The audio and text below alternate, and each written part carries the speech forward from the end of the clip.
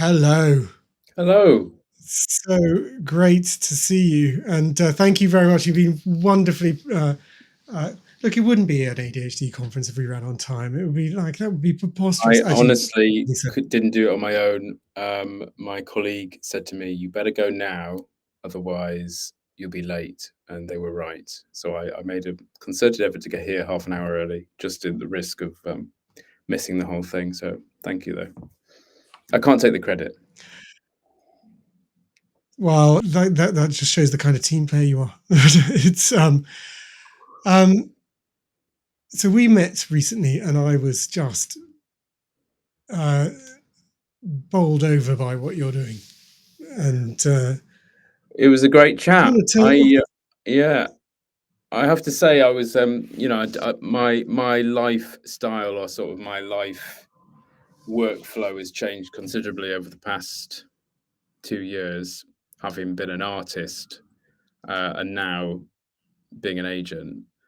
That I realised in our chat that it takes it takes a lot of straight line neurotypical thinking to be an agent, and my interaction with you was so fun because uh, I realized that I don't necessarily think like that. And we had I don't know, at one point you were lifting your desktop computer up and showing me where the disk drive burner thing is, and yeah, it was meandering and wonderful. We covered lots, and it was, yeah, I was grateful for Yeah, that. which was I was trying to go back to the 90s or whatever it was and burn a DVD because we were going to Yeah. prison with Tanya Bardsley, and yeah, which we Oh, would, thank you for which having we were me. talking about. It's honestly, a real honor to be here, and yeah, I'm happy to continue the conversation with some Oh, the friends. pleasure is mine and ours. And so, like, yeah, so you're. Thank you for being part of the Global ADHD Conference. We've had 5,000 people register. If history is anything to tell by, generally we get double the number of viewers. They've registered from I need to go and check the exact number. Over 90 countries, which Wow, is a lot of countries. and you're all here now. I've honestly no idea. Well, they won't all be here now because, like, some time zones are asleep. Well, But hello to you, whoever you are. Thank you for joining. That's very kind of you. what you're doing is absolutely exciting and fascinating, right? Like when we talk about every workplace, we're talking about how does the neurodiverse, how does the ADHD fit in, how can they do it? And when you were very blunt in your description that otherwise this talent you represent would be excluded, like they have the talent but they don't fit. Mm. And so look, do you want to do, like, I've got an intro here but it'd be better from you, I don't know, just like some kind of, I don't know, simple question like, tell us your life story. Well, yeah. I mean, that's simple Tracy enough. version. I mean, my life story is one that I don't remember much of, given my I guess I just feel like I live in a constant present. It's either now or not now, and recalling things is, as I'm sure many of you will be familiar with, is often how the question "How did I get here?" is very strange. But um, I will trace the origin of my current role as CEO of Divergent Talent Group and give you some insight into why I started it. Would that be helpful? That was where I was going for. Well, Like, fair so play. thank I you. mean, yeah, I think so. I'm Adam. I'm from the northeast of England. I moved to London when I was 18 to be an actor, and I sort of like got on. I applied to a musical theatre course, which I don't often admit to, but I got on a musical theatre course and thought, what is this? This is rubbish. I've done the wrong thing, but it was the only thing available, and sort of like developed a career from graduating from drama school out of hyper focusing on something to the detriment of everything else, to the point at which I either got bored of it or got sacked, or realized that it was not what I thought it was originally, and sort of like moved through various sort of like careers, for want of a better way of describing it. Like actor, became a sound designer, sort of taught myself how to do that for theatre. was in a pop band for a bit, and I then sort of like started making my own work because I thought, well, it'd be really interesting to try and like have more ownership of what I'm doing rather than sort of being in other people's things and like getting bored with them and thinking that, you know, I, I was arrogant in the thought I thought I could do it better, and I did it and realized it was miserable and difficult, and you know the rewards were like they were good, you know, like the payoff of like creating original work that you know other people would come and see and connect with and resonate with was very very you know valuable, but there was always this thing which was like, oh, it's the end of the project and it's over, and what's next? And nothing.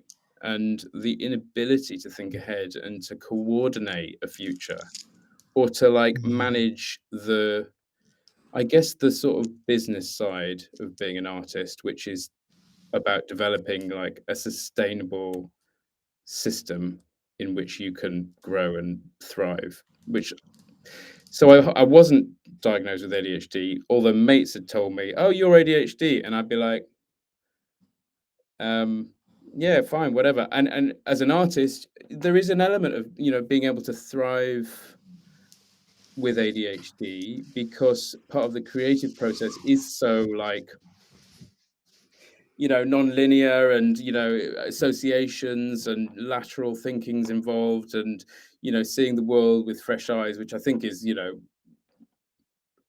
my definition of good art. um but there's this other part which is like, how do you organize your finances? How do you organize a budget? How do you know all of this stuff that you will all know too well as being a material challenge? So when the pandemic happened, obviously all our lives changed, the environment changed. We had time to think, and I was like, oh God, maybe I actually don't like being an artist at all. I was a new father. I was to a 1-year-old at the time, living in a small flat in North London, and I was just like, I have no desire when this is all over, when this pandemic's finished, to go back to it. It does not.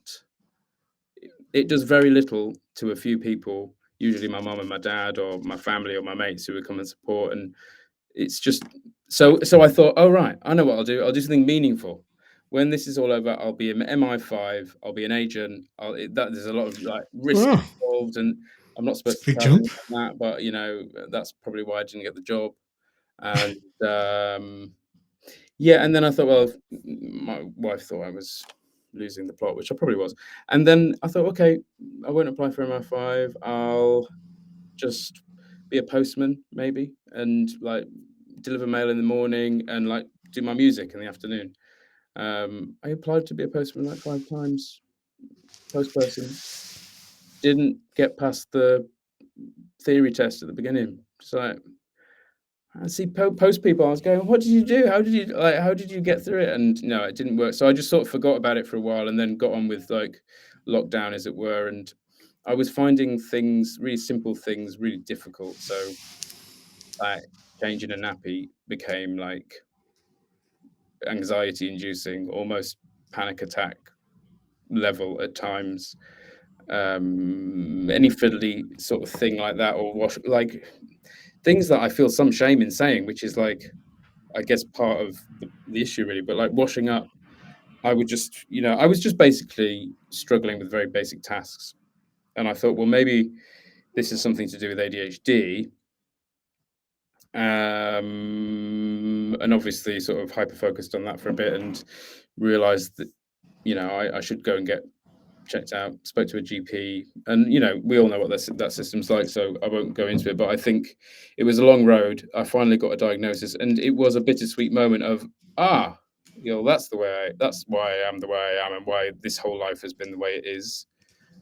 But not everything was solved, and because I'd sort of forgotten about what I wanted to do for a career, I was in a space of like freedom, but also like thoughtfulness. And I was mentoring a student. I'm sorry, is this very long? I'll No, no, it's good. Like, um, I know where you're getting to. So, yeah. So I was mentoring a student. He was at a drama school, actor, and he'd graduated, and I loved that. I loved teaching at drama schools, because it was a very good way of like getting rid of the cynicism and being like, working with people who are optimistic and at the beginning of things. And I was really invigorated by it.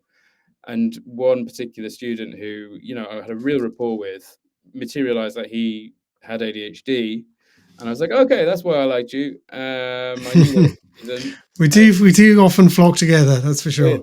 Yeah. So, but he was constantly telling me about his agent, and without disclosing anything about that, like he was in a relationship with his agent, which was all too familiar to me, because everything this person said to me was like, "Hey, I've got this agent. They're saying this to me. Is that normal?" And like I was like, sadly, yeah. There's a sort of like, and for those of you not sort of familiar with the sort of the agenting business, like it's quite unregulated. Like pretty much anyone can be an agent. I'm an agent. I just decided one day. And and the story of how you decided was that you looked at this guy and then said, did they say to you, or you said to them, like, well, he left the agency, and I was like, well, what are you going to do? And he was like, well, I don't know. And I was I was in awe of the fact that he'd left this agent, because it's very rare that a graduate so soon after graduating will take that risk. Yeah. I just had this compelling urge, having directed him at drama school, knowing him inside out, like really knowing what he was capable of. I had a compelling urge to be like, well, I'll get you a job. And there's got to be like, looking at knowing what you've been through so far with your agent journey, like I know, like I can do a job which will serve you well. And I was like, well, I can't just be Adam, like ringing around my mates and going, hey, National, there, you've got this friend, like, would you see him? Or like, it was like I have to come up with a business idea, like a name, and the word Divergent came first. And it was kind of one of those like ADHD sort of like moments of, it just landing and not quite knowing where from, but it was there. It was like the word Divergent. And I thought, well, what if this agency is exclusively for neurodivergent artists like me, who have had similar roots, and, like this first client that I took on, whose story was so familiar to me. And yeah, so from that point, we sat down and was like, what do you want to do? And we like came up with a game plan. And, this client is now smashing it and doing 2 years in is like, I'm really proud of where we've got to. And we've grown the agency from 1 client to 30. I think we could have grown more, but I think intentionally we've gone, well, what doesn't work about agents traditionally is the fact that there's 100 clients and none of them get any attention, and sometimes more clients, and neurodivergent people require like the focus and attention. So it's an interesting one, because the business model is like dependent on commission, right? So I work for free until my client gets a job. And hopefully the passion drives you to be like, okay, yeah, this is, it pays off in the end. But like it's a numbers game. So the more clients you have, the more likely you are to make a living. And the problem with that is that there's a big bunch of people within that group who don't do anything and don't get pushed and don't get the attention they require. So we just, always thinking about alternative ways of doing it. That is always like centered around, and it's interesting, like, and if you're neurodivergent and therefore like need a bit more attention, if you're not one of the big earners for that agency, they're looking at their ratio of work to money, and you worry about disturbing. I wanted to say, so Divergent Talent Group, so 2 years old. 2 years old. 2 years old. This month, yeah. Congratulations. 30 artists, placed them in productions with ITV, Disney, BBC, Netflix, many more. It's a big deal. Yeah, I mean, we've got it's 30 is my list. We've just taken on a new agent who's growing the actors division. So the number of actors is now pushing the overall client list up. And a junior agent who's building out her own list as well. And so the game plan is to cap my list where it is, because I think that's where I am. And and to grow the agency sort of sustainably through partnering with other agents who are neurodivergent and who have a real sense of what it Yeah. is we're doing. So one of the things I was like fascinated by, like, is like when you're talking, when you're representing your clients, what are some of the differences you've needed to ask for? Like, Yeah, I mean it's bespoke and varied according to client. When we sign a client, we sit down and we'll have an access discovery meeting, and we go, people will never have thought what they need. It will be it'll be like, what are your access requirements? And the response is more often than not as well, I don't have any, because we get so used to like getting by, not causing a problem, trying not to like rock the boat too much. But when you really interrogate what yeah. people need, what would be rather nice for everyone is potentially life-changing for an ADHD or neurodivergent artist. Hey, that's our tagline for corporate stuff: is essential for some, good for everyone. Exactly. Yeah. And I think you mentioned that in your last chat, but I've been thinking about that because it's true, right? It's true. It's like, and we've internalized this idea that, oh, better not. Oh, that would be rather nice, luxurious, and that's the common view. But so we probe and we go, well, forget about what other people think. Would this make your job easier to do, or even possible to do, where it hasn't been previously? And the answer is always yes. So things that we like advocate for, and I mean, there are standard things like, and we'll always look at building that conversation with the client into an access document, which is then shared with production teams. And the access document is like in line with like, we with the 2010 Equality Act, and it looks for like reasonable adjustments, in the Yeah. same way. But yeah, I mean, it's like the environment. Make sure that there is a breakout area for someone to go, have a looser relationship to schedules. Don't be so obsessed with people being on time. Like have a sort of a reasonable relationship with time, which is that we expect to start at this point, but there's a window where there's a grace period, or like, it's looking at ways of being more flexible with time. Yeah. When we talk about it, it's like there are times, sometimes are strict Yeah, and sometimes are not, right? Like if we take an example, like a big stunt and everything's set to times and you're only allowed the Thames and MI5 yeah, to blow up at this yeah, particular time, then clearly yeah, that time's a strict one. yeah, Whereas if it's like we're not filming till the afternoon, we're asking people to come for lunch, then well, lunch. yeah. I mean, this chat is about success, right? Success in the creative Yeah. industries. And like, if we frame success as, I've written this down. I wrote 3 things down before I started. I was like, okay, well, I've got to have 3 Nice. things, but this is one. I was like, Okay, good. success is finding or creating and maintaining an environment in which you can thrive.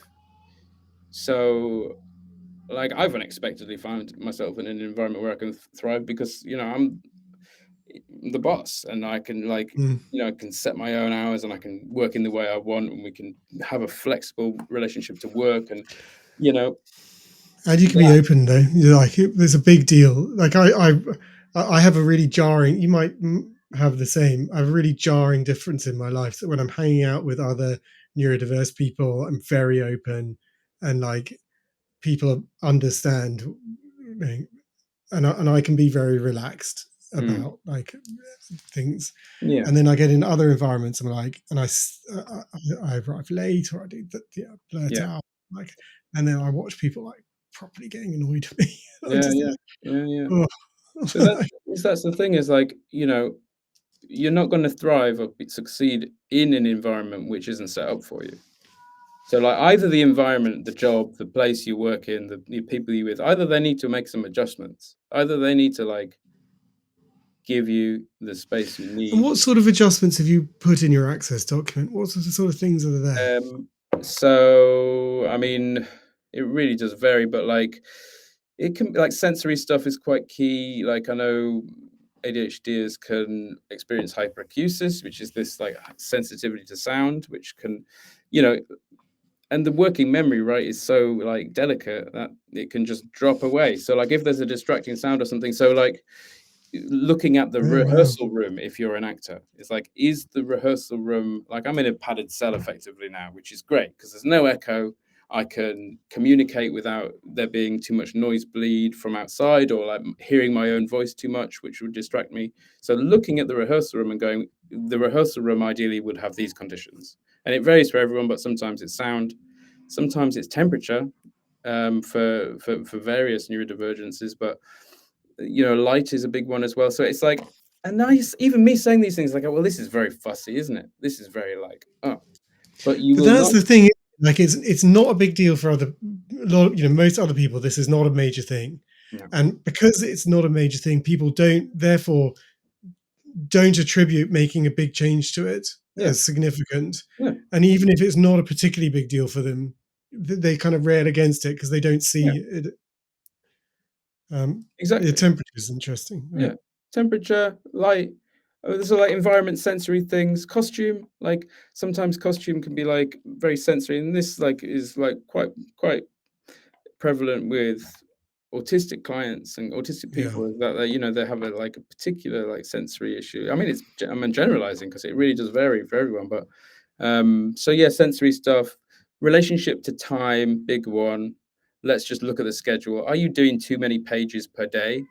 Like, what would happen if you like increased the length of the rehearsal period or the shooting period? Yes, it would cost more, but would you have better performances from actors at the end of the day? If it's yeah, I mean it's yeah, so there's that, and I think like when it's required, and it often is, like we advocate for support workers. So like we use the system access to work, which I benefit from very luckily, you know, which is But can dealing you with. get that on a short, like, they, well, I suppose you can, like, can you get them quick enough to provide the No, I support mean, though on the there's a schedules you're whole. working on? We could go down a whole rabbit hole about access to work, which you know isn't always positive. However, when the ideal is always for production or like the employer or like the producer, it's the ideal is for them to pay for it, but put a line in the budget for access support. Mm, That doesn't always happen. I get told by producers on a daily basis, like, "Oh yeah, we'll ask access to work for this," and my response is usually, "Well, rehearsals start next week, so what are we going to do?" You know. yeah. But when possible, I would say that, like, you know, self-employed freelancers, people with short contracts, that you are entitled to that. So, like, whether you've got a job And they coming, are supposed to work more quickly if you got a new job, like, but yeah, like, yeah, the reality is obviously it does take some time, and then that's for the first meeting. You've still got to discuss and work it out. exactly, Although yeah. you're in a good position to advocate for your clients. Or like, if that's not possible, fine, right? Let's set up, and usually, like, we start with contracts and we go, these are the reasonable adjustments that we need. Is it going to cause a disproportionate burden to others? No, it's not. Okay, great. It's contracted and it's in contract law, and it's not going to be like it's there for people to be, you know, it's enforceable. Sometimes that's less productive because it becomes like, but you said this, and access needs can change, right? So usually it's about having a ongoing dialogue about things that materialize or suddenly don't work. And having somebody, I mean, it's down to productions, it's down to employers to have budget Yeah, line to do it. But yeah, I mean, create more time, have a line for access support workers, coordinators, and if you can't do that, appoint somebody within the team to be an access marshal who will be like the person that going, okay, I know that Adam struggles with knowing when his break's over. So what I'm going to do, because it's in his document, is like 5 minutes before the break, I'll just give Adam a touch on the shoulder and say, break's over in 5 minutes. A little reminder. Great. gosh. You know, just somebody, you know, and it's like me being on time for this conference. Like it's only because of my support worker. It's only and I think these are things that are really difficult to get in place, but they are worth pushing for. And that whoever pays for it, it doesn't matter, but it is worth pushing for. That's for sure. Yeah. And it's that person in place also recognizing that it is as important as it is, because they often are running under a metric of their own life, and so they're Yeah, like reminding someone 5 minutes before, they're like, well, it'll be all right if I, it's not such a big deal. And then yeah. of course the person doesn't turn up and gets I mean, berated. there's such a stigma around ADHD. I feel it in my personal life with my close friendships. I get the feedback every day that ADHD is a thing that people don't get. Like they see somebody with all of those words that we used to. They see somebody that's like lazy or like forgetful, careless. They don't care Yeah. or they're, you know, but Oh yeah, that's the brutal bit, isn't it? So I actually was just, I didn't mean to put my go hand up for in it. a sort No, of no, no, no, stop go for it. sign. Yeah, yeah, yeah, yeah. No, but like, and but particularly in creative industries where your ADHD traits are interpreted about as not caring, and that's going to be killer to your relationship, right? That's a, that's a devastating situation. Yeah. And really, quite frankly, like, I have taken to not using the word ADHD because people have so many like incorrect assumptions about it. Neurodivergent is an umbrella term because the varying neurotypes, there is some crossover. Like in the main, like the executive functioning is affected by being neurodivergent in some way, right? So saying neurodivergent may even have its own stigma now, but I think But it, ADHD in some cases is like, oh, I know, I can see that you are gonna see this client through the lens of your like incorrect assumptions about ADHD. So let's use the term neurodivergent, and then we'll have a better time. I'm sorry to say it, it's a sad fact, but I mean, it's, yeah, like it's a reality. I obviously know well, right? Um, yeah, it is a sad fact. It's actually made me pause slightly. Like, um, uh, mm. yeah, because you don't like so you opt not to mention what people's neurodiversities are on the site, right? I'm just thinking about it. You don't have to, and I think No, that no, you don't have to, but it's interesting. I was just working out that that was a what was going on. so frame that as a question, or Basically, are you finding that if you talk to as neurodiversity, people are more open, but as soon as you mention a condition, people's prejudices kick in? yeah. I I wasn't a mean, question. Sorry, I did a yeah, no, statement that's right. because I Yeah, was yeah, working it out. that is right. Yeah, yeah. I mean, it varies, obviously, right? Some people get it, some Yeah, people no, don't. some people are wonderful. I mean, I find the most helpful term is disabled. That is the most Yeah, helpful term. If we you have people. identify as disabled and you're comfortable using the term, then use it because people get that. Interesting. I just did an interview with big HR organization talking about the fact that the disability question in diversity tracking, because it asks, are you disabled? Do you consider yourself disabled? That a lot of people with neurodiversities answer no to that because they fight so hard to perceive themselves as not disabled. Like we work every single day so hard to like not be like perceive ourselves as that. We're trying to perceive ourselves as having a superpower, but being able to do brilliant. But it doesn't matter the fact that I like muck up and have Mm, disasters in so many things that I do. and I get that Um, completely. I really do. I really do. I've had it. I've had the whole. I've been through that myself. Do I identify as disabled? Do I not? Um, we're trying to get a new question, which is, are you neurodiverse? am I? Are you neurodiverse? Yeah, yeah, yeah. I mean, yeah, yeah, and that's more. It's more kind and more open and more and less like you know pushing people into places where they don't feel comfortable taking up space when there is such it is such a it's such a broad community, isn't it? So I was watching Wrexham over the last. The new season is out, and they have got a special on autism, Mm, and um, like I'm going to openly admit this, like it actually had me in tears. mm, So it follows the story of one of their lead footballers and his son who is autistic, and a fan who is uh, um, who's autistic, and the fan has gone through a difficult time, and now they had a special quiet part of the stadium where she could be, and she wears headphones, ear defenders, essentially to quieten down the noise to prevent the oversensitivity. The last minute, they play the match, and they dampen the sound as if you're wearing ear defenders, and it communicates so clearly that she is absolutely in with everyone. These aren't to exclude her. They aren't her excluding herself. They're including her. They're allowing her to participate, and she's otherwise completely engaged and involved in participating fully, just slightly quieter.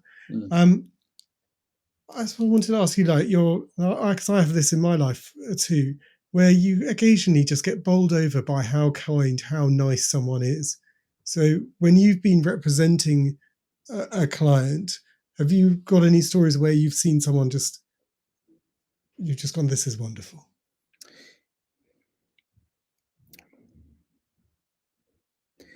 My day-to-day, as you might imagine, with this, the systems being as they are and the environment that people are trying to get by in, my day-to-day doesn't include much of that.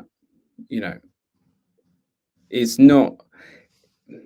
Yes, of course. Like there are examples of like true kindness and generosity to people where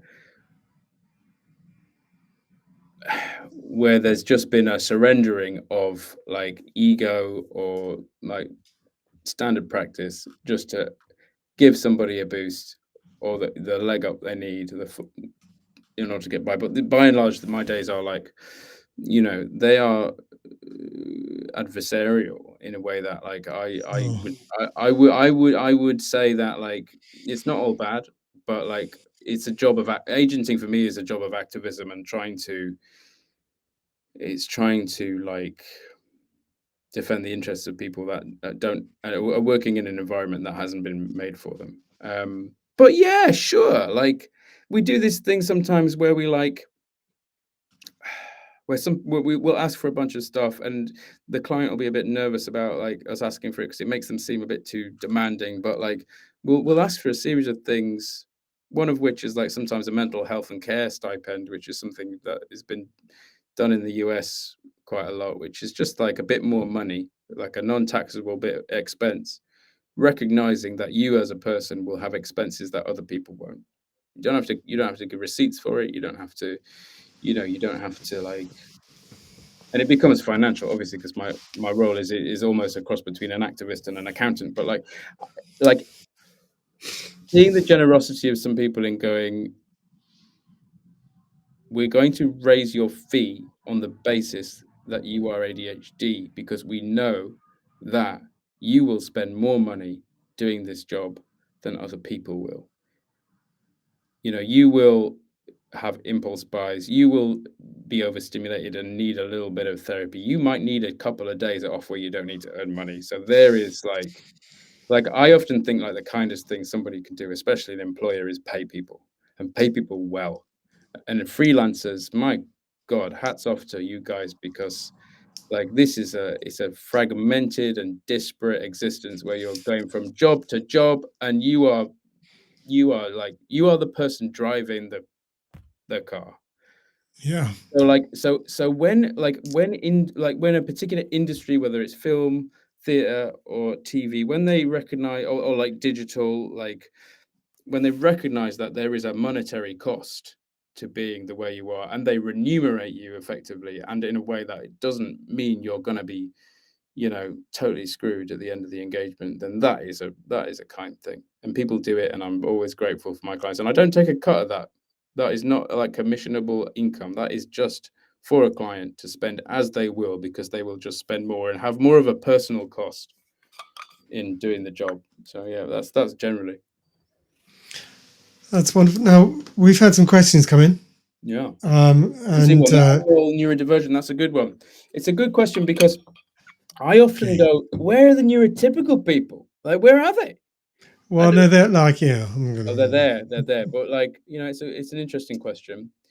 So I think, look, we've actually got a platform as well where people submit questions. I have to say, sorry. I'm just seeing questions and going, okay, there's a question. Bonzo to the people of the creative industries, because they have all followed the rules and we've got more questions in this than we've had for any other segment. So Okay. Kudos here. On Lords, aren't we all neurodivergent? That is a no. It's very, very clear data. And you're only getting a diagnosis of ADHD or other conditions, but ADHD particularly is it having a debilitating impact on your life? That's the thing we hear all the time, isn't it? It's like, oh, we're all a bit like that. That's the thing we hear. Like, we literally have, like, in our education pieces, we talked directly to that point, and I've got a very convoluted phrase, which is that neurotypical familiarity of ADHD of ADHD traits. So neurotypical familiarity of ADHD traits breeds contempt of ADHD traits, and totally. I definitely stumbled it. But it's a huge problem. And how can we solve it? How can we solve it? It's a simple education piece. Like, look, 10 years ago, 20 years ago, if you said I was depressed, people would be, I can do this camera because it amuses me. Like, have you considered turning that frown upside down? If you smile at the world will smile back at you. And that was genuine advice to depressed people, right? Like, at the moment, if you look at anxiety, it's halfway along the journey, right?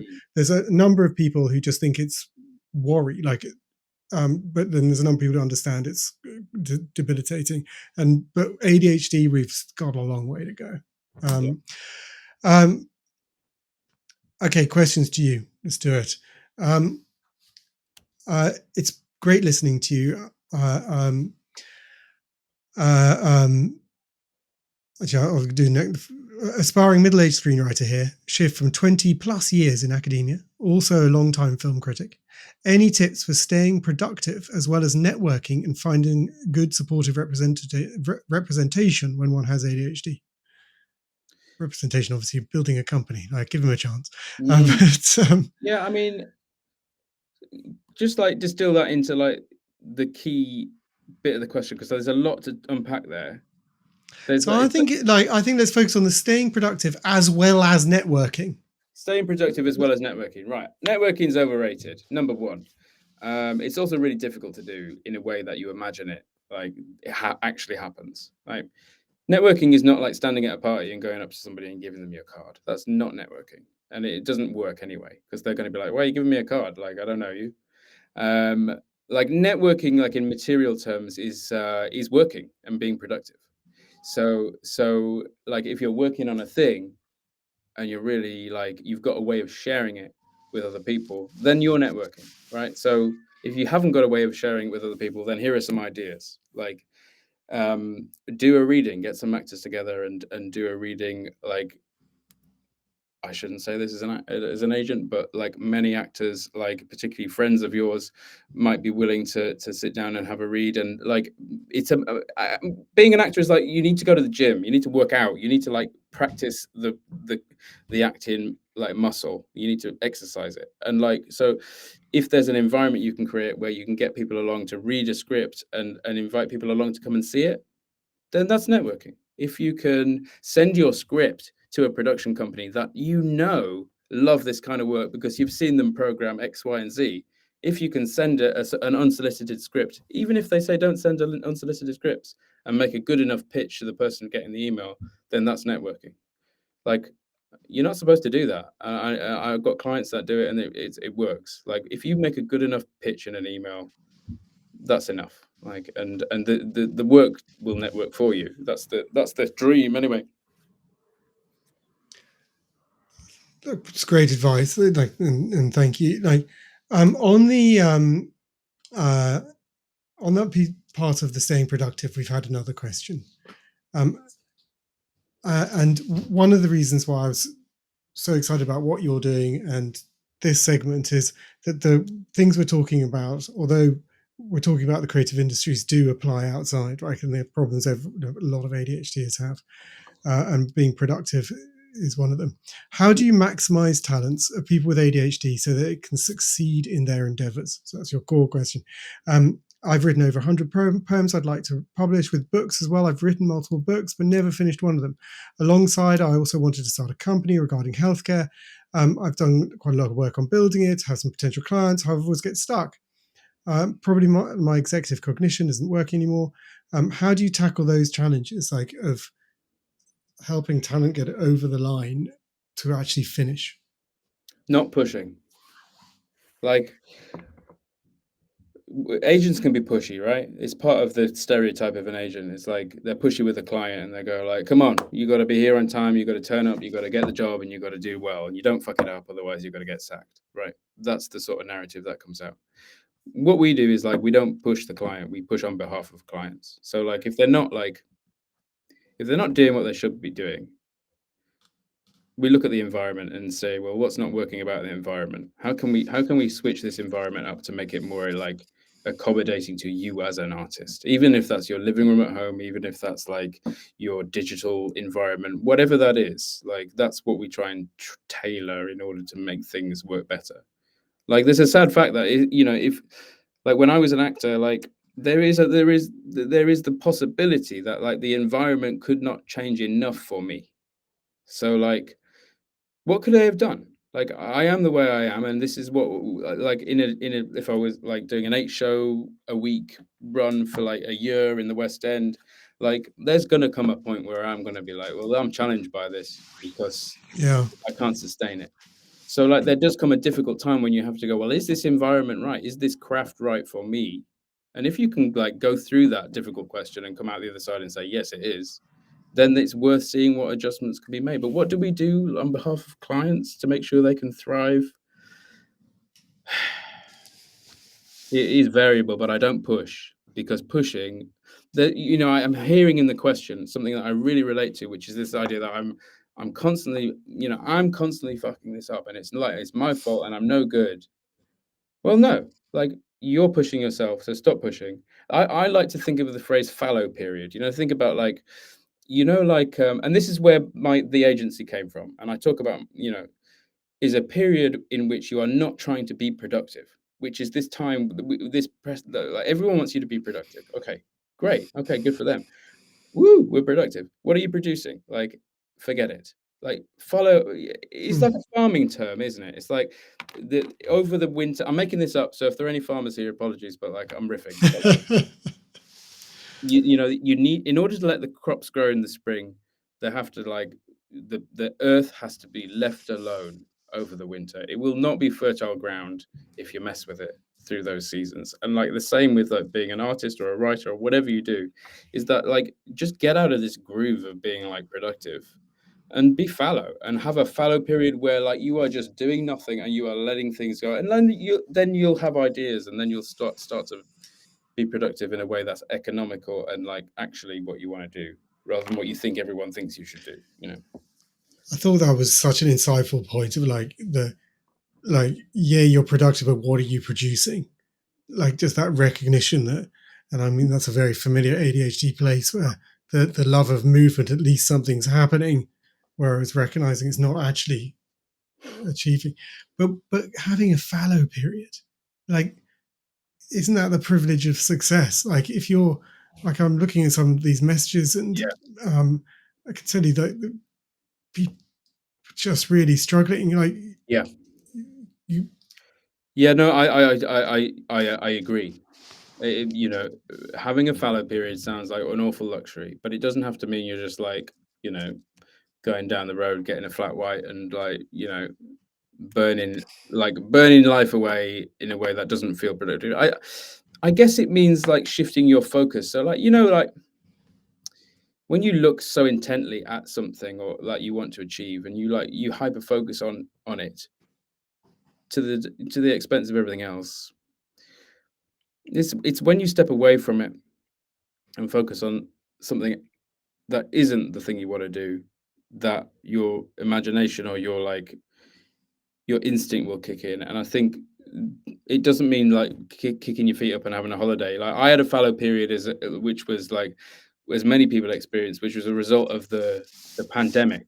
Like that was a terrible time, but like the time it afforded us enabled us to think. So whether it's focusing on something different, distracting yourself, or just forgetting about it for a while, like that is the way to, I think, just give yourself a chance. But you don't have to be productive all the time. Like that's rubbish. And I think that big insight though on the like, what are you producing? What are you doing right now? Like why?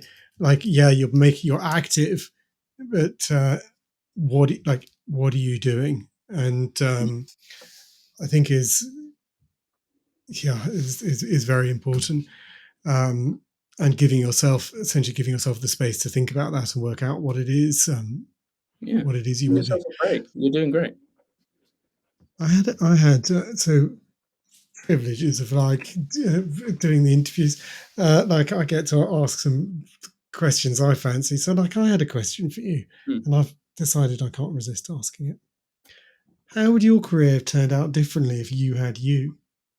Like if If you I had had me, if you had your agency. So when you were a creator, like when you were acting, if you'd had your agency representing you, what do you think that the impact would have been?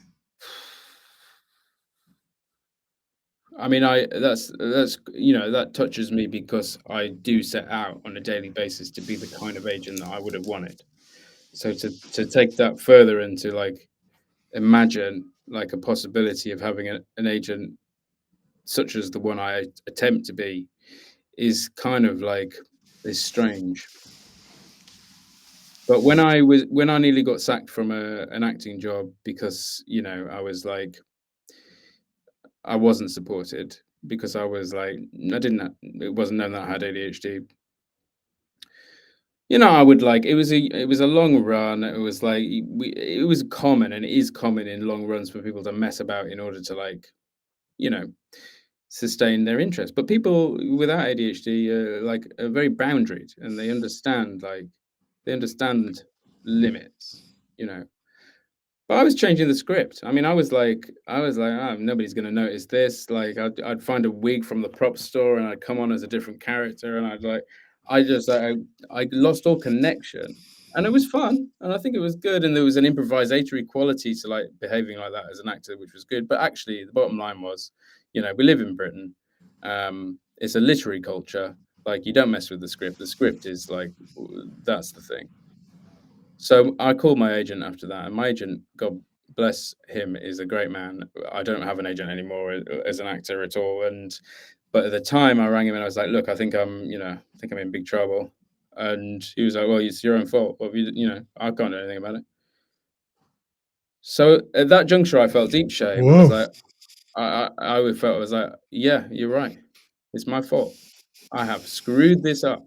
I have like the biggest chance of my life here, and I am messing it up."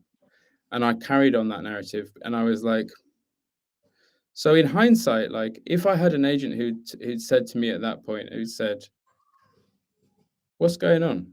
Like, what do we need to do to help you to do the script? Like, what do we need to do, put in place around you?" And maybe like even I wouldn't know the answer to that.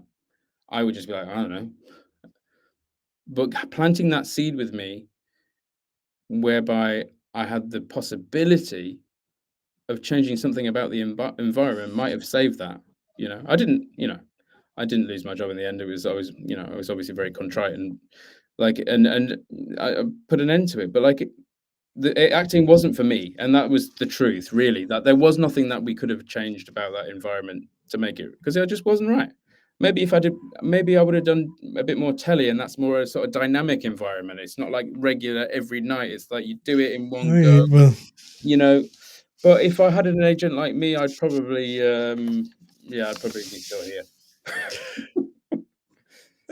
um, you'd have liked and do you consider watching from the 2022 that we had Adrian Charles come and talk, and he just said, and he came to it live in our offices, and he was just like, I can't do anything. Everything I do is live. Like, I can't. If you ask me to stand in front of a pre-record where I just say my name and my phone number, I will find 10 ways to mug that up. Like, and but live's what I love, and it brings me into focus, brings me attention, and I'm on it. But he said even then I'll be doing like a live thing, and I'll zone out, like, and like I'm literally on live television with millions of people, and I'll think about something else. And that candor that he spoke about, like, he just people don't. Yeah, so he found, like, he's had that awareness to find the bit of that profession that suits him perfectly. Yeah, exactly. Like, and had the strength to go, that's what I do, and I don't do anything else. Like, and yeah, hugely powerful. I've had my headphones saying battery low in my ear, and these are supposed to last for 32 hours, Amazon. Like, it's, there you go. I spoke to a film actor who's talking about ADHD, and I asked him a question, because obviously, look, one, I have ADHD, so like I 100% impulsively ask questions that I possibly think regret later, but I do go for it. In this case, I just asked him, so, and he could have just, worst case, he would have just thought me very, very odd. I just said, so what do you do when you've got to be still? Like, when you're doing 10 of the same scene, you're not the prime person moving, but you've got to be the same secondary person, but you basically just got to stand there. And it was, you saw him just like lean back and just go like, no one has ever asked me that. Like, I've never told anyone. It was very clear. It was like, I've never told anyone this is hard. That is the hard bit. Like, and oh my God, yeah. Okay, like, actually, even you love like, God. I remember it. The tableaus, like staying still, like even like theatre productions used to love doing like staying frozen for a long period of time. I would lose. That was, yeah. No, it's a really good, interesting question, and one that actors will relate to, because they have to be still, right? If you're not in focus, like, you have to be still.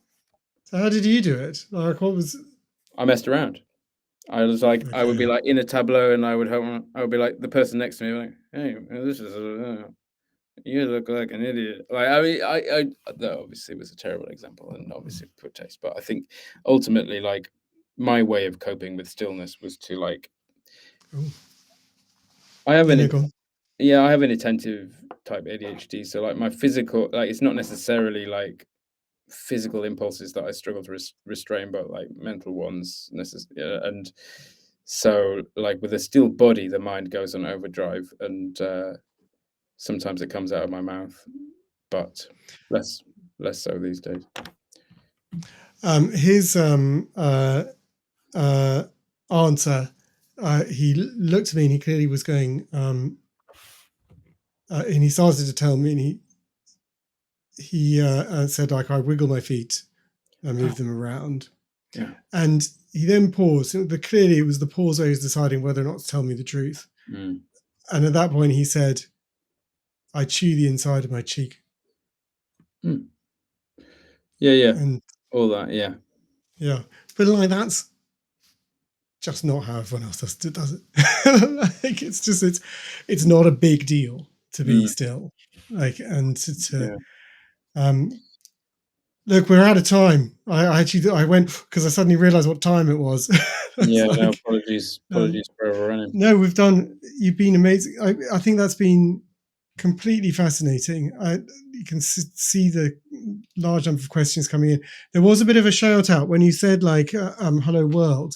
We had people respond. So we had people respond from every part of the UK, the major nations of the UK. So we had Scotland, England, Wales, Northern Ireland all check in. The furthest person who checked in was Cambodia. Oh, nice, Cambodia. Hello. Hey, is there a way I can check in with those questions and like answer them online if we got to stop here? Because Sure, they're all on globaladhd.com, and if you go to Q&A, you can see questions submitted, but they are submitted anonymously. So, yeah, but we can post the answers after the conference on the no ADHD problems. UK site. You've been amazing. I Thank you for having me. love what you're doing. I'm so excited. Thank you so much for doing this session and for your honesty and your candor. As someone representing neurodiverse people and being neurodiverse yourself, like your answers have an insight that is incredible and very valuable. It is my pleasure and a genuine honor to take part. So thanks for having me. Well, it's been a delight.